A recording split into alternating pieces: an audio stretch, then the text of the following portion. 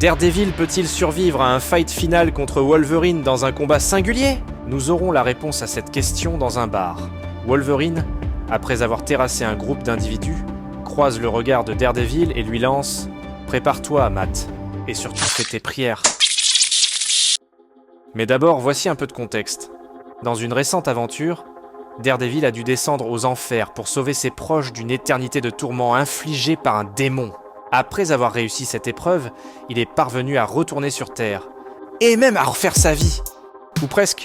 Désormais, il travaille comme prêtre dans son quartier de Hell's Kitchen, aidant sa communauté.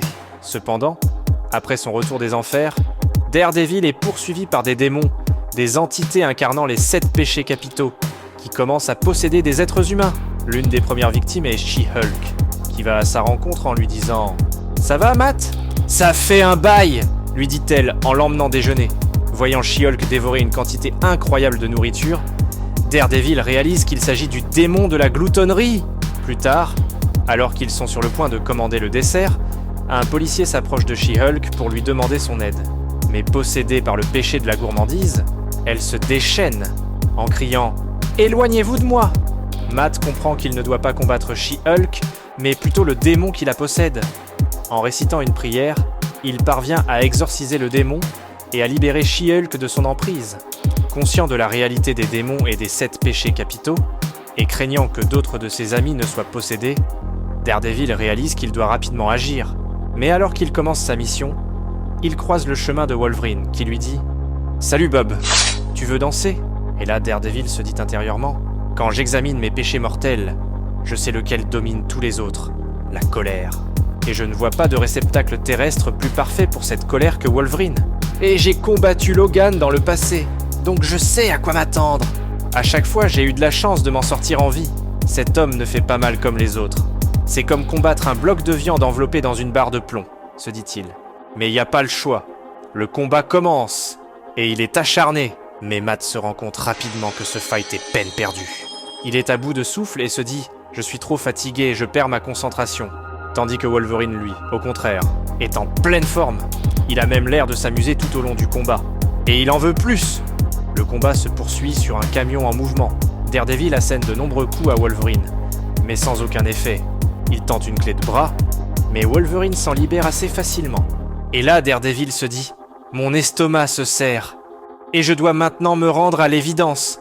Je ne peux pas gagner. » Daredevil admet « J'ai toujours eu peur que ma colère ne me mène à la mort. » Et Wolverine sourit en lui disant « Ce n'est pas la colère qui m'a possédé, Matt, c'est la convoitise. » Et Matt réalise que Logan dit vrai. Ouais, une partie de moi, une très grande partie, est avide de violence. J'ai beau le nier, mais même les diables disent parfois la vérité.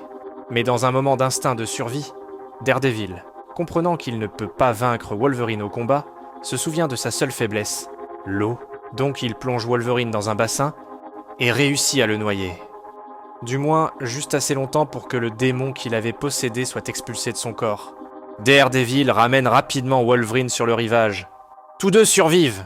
Plus tard, ils boivent une bière ensemble. Wolverine rassure Daredevil en disant « Ne t'en fais pas, Matt. Ce genre de choses arrive souvent. Ce n'est pas la première fois que je suis possédé par un démon. » Ok, donc je peux déjà prédire que certains vont me demander dans les commentaires « Mais qui est donc le démon qui a possédé Wolvie ? On veut le savoir !» Et c'est pourquoi j'ai ajouté une section en bonus qui répond justement à cette question. Il s'agit d'un extrait de ma vidéo à propos des versions les plus folles de Wolverine. Donc si vous voulez voir la suite, cliquez juste ici pour ma playlist complète à propos de notre ami Logan.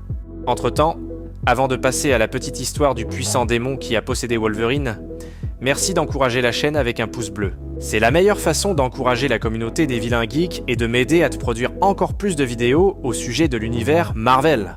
Mais sans plus tarder, voici la suite.